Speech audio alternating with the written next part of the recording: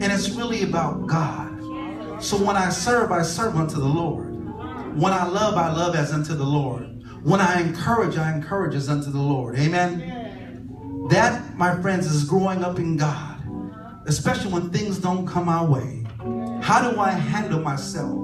Listen, you ain't got to tell me that you're mature. I'm going to see it by your actions. I can tell you that I'm mature in the Lord. But if you see my actions displayed differently, then there's some things I got to work on. How many of you know we all got some things we got to work on? Amen. But we got to work on them. We got to work on them. Don't get yourself comfortable in the things that you do and the way that you respond and how you set yourself up. Amen. Just because you've done it for 46 years doesn't mean that it's right. It don't mean that it's right.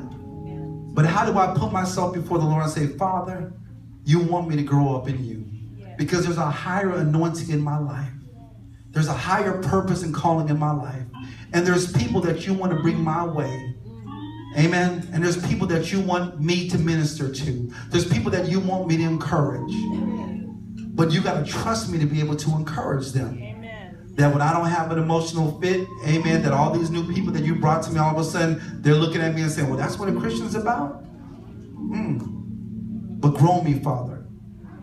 And then it says this. It says, surely, verse 6, goodness and mercy shall follow me all the days of my life. And I will dwell in the house of the Lord forever. You are my great shepherd. You are the faithful shepherd. He won't pour new wine into old wineskins. He will know your tree by the fruit that we bear. And if you want to be a part of New Vision, I want us to remember what our vision statement is, because really this is such a revelation. It says our vision is to teach, train, and develop, and send out all those given to us at New Vision Christian Ministries International. Now watch this. Thus growing up in the Lord.